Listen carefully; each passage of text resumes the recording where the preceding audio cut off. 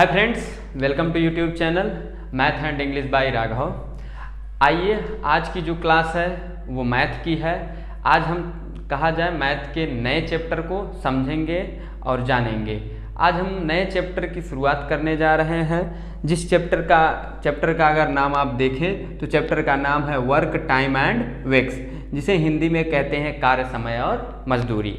तो आज हम कहा जाए वेग यानी वेक्स कह सकते हैं, वर्क टाइम एंड वेक्स के कॉन्सेप्ट जो होते हैं उसे समझेंगे और उस पर कहा जाए अगर समय बचा रहा तो 1, 2 या 3 क्वेश्चंस को डिस्कस भी हम आपके साथ करेंगे। तो चलिए आइए समझते हैं कार्य, समय और मजदूरी के कॉन्सेप्ट को।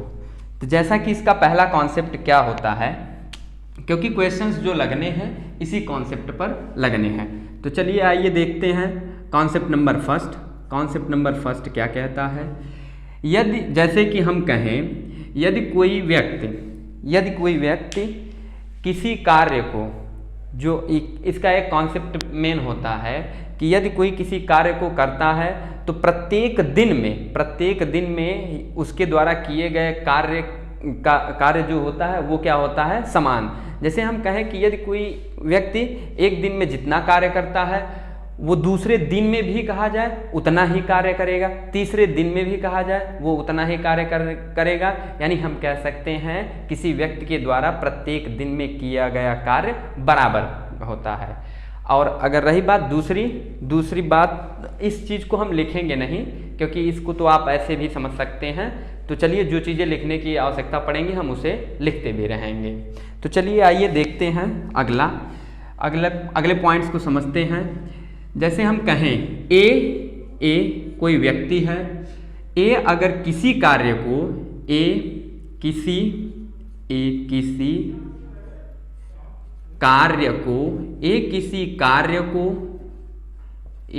कार्य को x दिन में करता है तो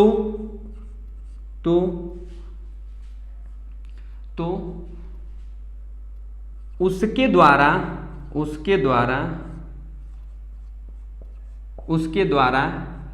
एक दिन में किया गया कार्य बराबर कितना हो जाएगा, 1/x। यानी वो एक दिन में 1/x भाग कार्य करेगा। अब इसे अगर डिजिट के माध्यम से हम समझने का प्रयास करें, जैसे हम कहें मोहन किसी कार्य को कहें हम 5 दिन में करता है, 5 दिन में कंप्लीट करता है, तो उसके एक दिन का कार्य कितना होगा, यानी एक दिन में वो कितना कार्य करेगा। एक दिन में कहा जाए वो 1/5 भाग कार्य करेगा।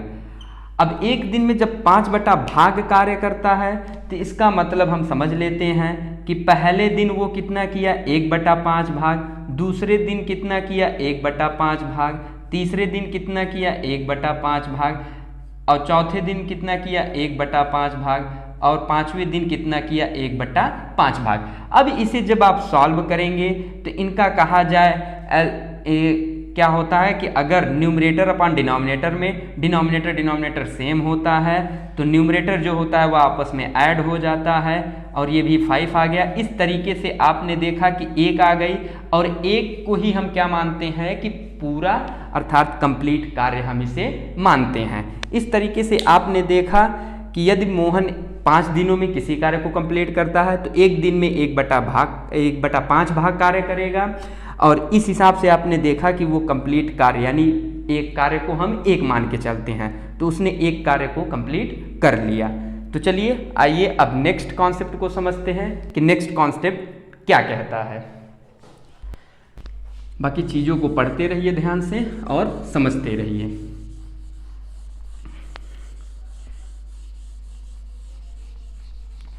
नेक्स्ट कॉन्सेप्ट ये कहता है कि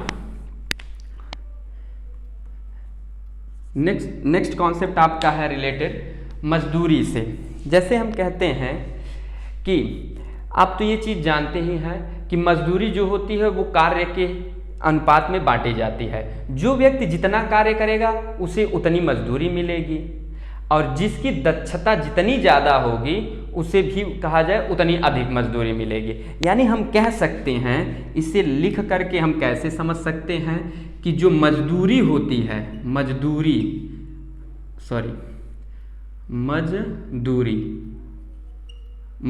जो होती है वो कहा जाए डायरेक्टली प्रोपोर्शनल टू होती है किसके? कार्य के। यानी मेरे कहने का यही मतलब है कि मजदूरी क्या होती है, वो कार्य के डायरेक्टली प्रोपोर्शनल होती है। जो जितना अधिक कार्य करेगा उसे उतनी अधिक मजदूरी मिलेगी। इसी हिसाब से मजदूरी में देख लेते हैं हम दक्षता। मजदूरी में दक्षता, या जिसे आप कहते हैं सामर्थ्य, कार्य करने की जो क्षमता होती है वो क्या होती है? मजदूरी यानी हम कह सकते हैं मजदूरी इज डायरेक्टली प्रोपोर्शनल टू दक्षता या उस व्यक्ति की क्षमता। जो जितना अधिक सक्षम होगा उसकी मजदूरी भी उतनी अधिक होगी, जो जितना दक्ष होगा उसकी मजदूरी उतनी अधिक होगी। अब इन दोनों से क्या कंक्लूजन निकलता है कि कार्य जो होती है वो दक्षता के क्या होगी? कह सकते हैं कि डायरेक्टली प्रोपोर्शनल यानी समानुपाती होती है। जो जितना दक्ष होगा वो उतना अधिक कार्य करेगा। यानी अब दक्षता के परिप्रेक्ष्य में देखा जाए तो दक्षता इज डायरेक्टली प्रोपोर्शनल टू कार्य। यानी जो जितना अधिक दक्ष होता है वो उतना अधिक कार्य करता है। यदि कोई कहा जाए कि कोई व्यक्ति ज़्यादा कार्य कर रहा है, इसका मतलब उसकी जो कैपेसिटी है कार्य करने की वो ज़्यादा है। तो इस हिसाब से आपने इस कॉन्सेप्ट को भी समझ लिया होगा। आइए कॉन्सेप्ट नेक्स्ट लेते हैं। ये सब चीज़ें बेसिक चीज़ हैं क्योंकि इसी पर सवाल लगने हैं। तो चलिए पॉइंट 3 क्या कहता है, पॉइंट 3 को हम समझते हैं। पॉइंट 3 पर हम आते हैं। पॉइंट 3 कहता है यदि ले लेते हैं यदि ए तथा बी यानी ए और बी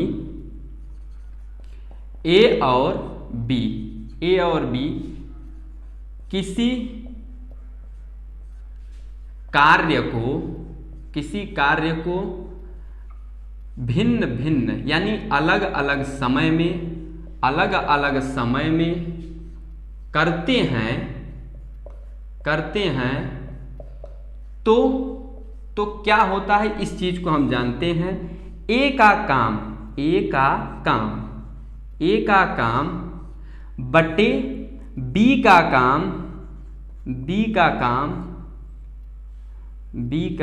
काम इज इक्वल टू होता है बी का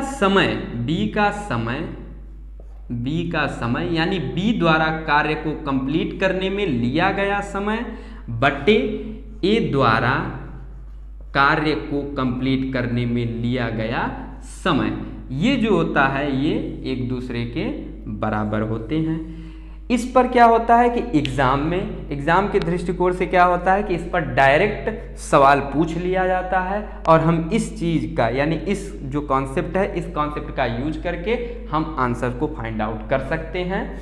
तो इसलिए इस कॉन्सेप्ट को समझना जरूरी है। तो चलिए अब नेक्स्ट कॉन्सेप्ट लेते हैं और नेक्स्ट कॉन्सेप्ट को समझते हैं।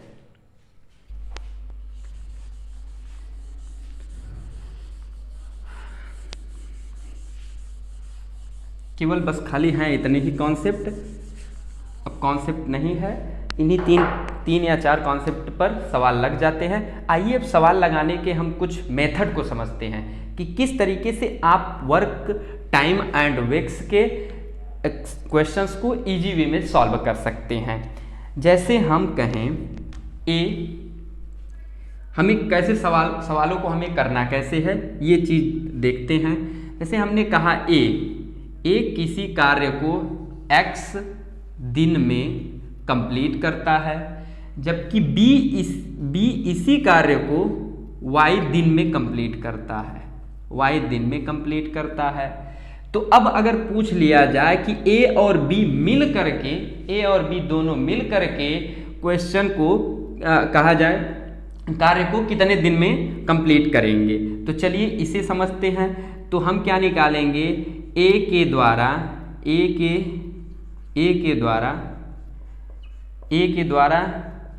दिन में किया गया कार्य क्या हो जाएगा, 1/x भाग। इसी तरीके से हम b का निकालेंगे, b के द्वारा एक दिन में किया गया कार्य कितना हो जाएगा, इसी प्रकार से 1/y भाग। अब हम यहां देखते हैं कि एक दिन में a के द्वारा किया गया कार्य 1/x भाग, b के द्वारा किया गया कार्य 1/y भाग। तो इन दोनों को हम क्या करते हैं, ऐड कर देते हैं कि यानी a प्लस b के द्वारा एक दिन में किया गया कार्य क्या हो जाएगा, एक दिन में किया गया कार्य is equal to 1/x plus 1/y भाग। अब इसे हम क्या करेंगे, सॉल्व करेंगे। सॉल्व करने के बाद हमें क्या मिल जाता है, x प्लस वाई अपान x/y भाग। अब यहां पर अब ये देखते हैं कि इन दोनों के द्वारा मिलकर कार्य करने में कितना समय लगेगा। तो जो इन दोनों ने, ये कहा जाए ए और बी ने एक दिन में जो मिल करके कार्य किया है, उसी का जब हम इन्वर्स कर देते हैं तो जो वैल्यू हमें मिलती है वही क्या हो जाएगी, ए और बी के द्वारा एक कार्य को कंप्लीट करने में लगा हुआ समय आ जाएगा। जैसे फॉर एग्जांपल के तौर पर हम समझें कि ए अगर किसी कार्य को 20 दिन में करता है तो इसके एक दिन का कार्य कितना हो जाएगा, ए के एक दिन का कार्य 1/20 हो जाता है। तो अगर हम कहें ए अगर एक दिन में 1/5 भाग कार्य करता है तो वो पूरे कार्य को कितने दिन में कंप्लीट करेगा, तो आप इसी का इन्वर्स निकाल दीजिए। तो ए उस कार्य को कितने दिन में कंप्लीट करेगा, 5 डे में। तो इसी तरीके से हम ये कार्य का यानी ए और बी के द्वारा किए गए कार्य का भाग आ गया। अब इसी का जब हम इन्वर्स ले लेते हैं तो समय आ जाता है।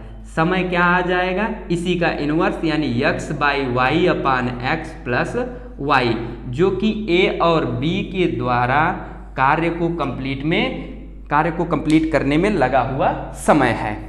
तो आई होप, उम्मीद करता हूं कि आप इस कॉन्सेप्ट को अच्छे तरीके से समझ पाए होंगे। आइए एक कॉन्सेप्ट और समझते हैं और एक या दो क्वेश्चंस को सॉल्व करते हैं, उसके बाद फिर वीडियो की समापन की ओर बढ़ते हैं।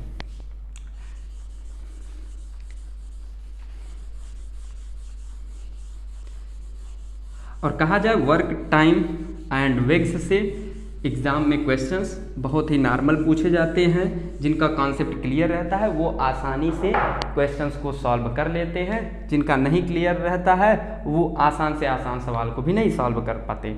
इसीलिए कॉन्सेप्ट को समझिए और सॉल्व करने का प्रयास कीजिए। एक कॉन्सेप्ट और क्या कहता है, जैसे हम कहें यमोन व्यक्ति, नंबर ऑफ पर्सन है, यमोन व्यक्ति किसी कार्य को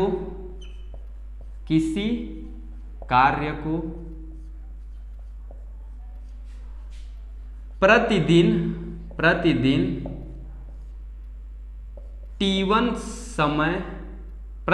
T1 घंटे करते हुए कार्य को D1 दिनों में समाप्त करते हैं, जबकि इसी कार्य को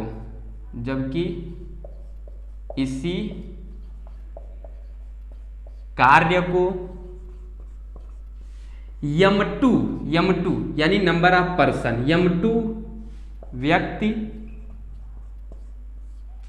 T2 M2 व्यक्ति T2 घंटे प्रतिदिन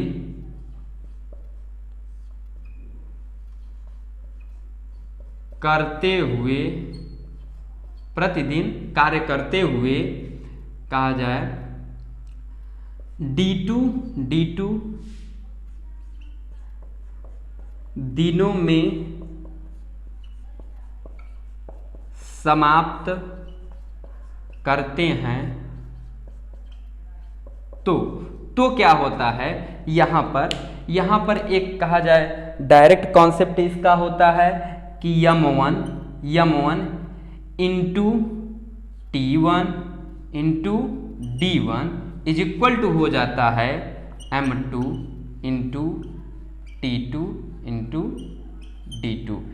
ये कहा जाए डायरेक्ट कॉन्सेप्ट होता है और इस कॉन्सेप्ट पर भी ढेर सारे क्वेश्चन बनते हैं। तो हम इस कॉन्सेप्ट पर भी क्वेश्चंस की प्रैक्टिस आने वाले नेक्स्ट वीडियो में करेंगे और समझेंगे कि क्वेश्चंस को कैसे लगाया जाता है। आइए अब हम चलते हैं एक या दो क्वेश्चंस पर, देख लेते हैं और समझ लेते हैं कि क्वेश्चन इन पर किस तरीके से पूछा जाता है।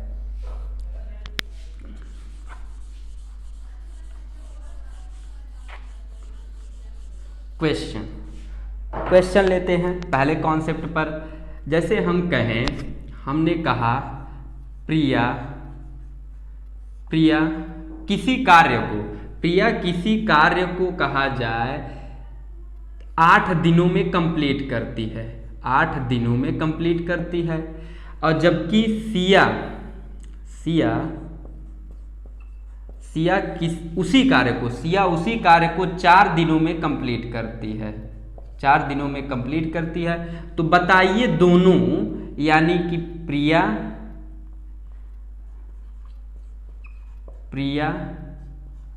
प्लस सिया इस कार्य को मिल करके कितने दिनों में कंप्लीट करेंगी, ये क्वेश्चन बनता है। और इस क्वेश्चन को आइए समझते हैं कैसे हम सॉल्व करेंगे। तो यहाँ पर हम क्या करते हैं, प्रिया अगर किसी कार्य को 8 दिनों में करती है तो प्रिया के 1 दिन का कार्य कितना हो जाएगा, प्रिया के 1 दिन का कार्य क्या हो जाएगा, प्रिया के 1 दिन का कार्य हो जाएगा 1/8 भाग, ये अभी हमने समझा था। और सिया के 1 दिन का कार्य क्या हो जाएगा, सिया के 1 दिन का कार्य हो जाएगा 1/4 भाग कहते हैं। अब प्रिया प्लस सिया के 1 दिन के जो कार्य हैं उसे हम क्या करते हैं, ऐड कर देते हैं। और ऐड करने के बाद यहाँ पर देखते हैं तो क्या आता है, एलसीएम ले लेते हैं। एलसीएम लेंगे तो 8 आ जाएगा, यहाँ पर 1 आ जाएगा और यहाँ पर 2 आ जाएगा। तो ये कितना आया, 3/8 भाग आ गया। और हमने अभी बताया था कि 2 व्यक्तियों के द्वारा मिलकर किए गए कार्य के भाग का जब हम इनवर्स ले लेते हैं तो वहीं इन दोनों व्यक्तियों को मिलकर कार्य करने में किया हुआ समय आ जाता है। तो यहाँ पर प्रिया और सिया के द्वारा अगर मिलकर कार्य को कंप्लीट करने में कितना समय लग जाएगा, तो 3/8 का जब आप इन्वर्स करते हैं तो आपका आ जाता है 8/3। इसे अगर कहा जाए और सिंपलेस्ट फॉर्म में लिखेंगे तो यहाँ पर क्या आ जाएगा, 3, 2 और ये कितना आ जाएगा 2, यानी 3 दूनी 6 और 6 2 8। तो इस हिसाब से आपने देखा कि प्रिया और सिया को कितने दिन लग गए, तो 2 होल 2/3 ये रहा आपका आंसर। तो यानी हम क्वेश्चंस को इस तरीके से सॉल्व करेंगे। चलिए आज के लिए बस इतना ही, मिलते हैं नेक्स्ट वीडियो में। तो नेक्स्ट वीडियो में और भी हम कॉन्सेप्ट समझेंगे और भी हम मेथड समझेंगे, कैसे हम इजी वे में कहा जाए, अब जो वीडियो लाएंगे उसमें इजी वे में हम क्वेश्चन सॉल्व करने का प्रयास करेंगे। तो आज उम्मीद करता हूं कि आपको आज के कॉन्सेप्ट समझ में आए होंगे और आप भी क्वेश्चंस की ढेर सारी प्रैक्टिस करते रहिएगा। तो चलिए ठीक है, आज के लिए बस इतना ही, धन्यवाद।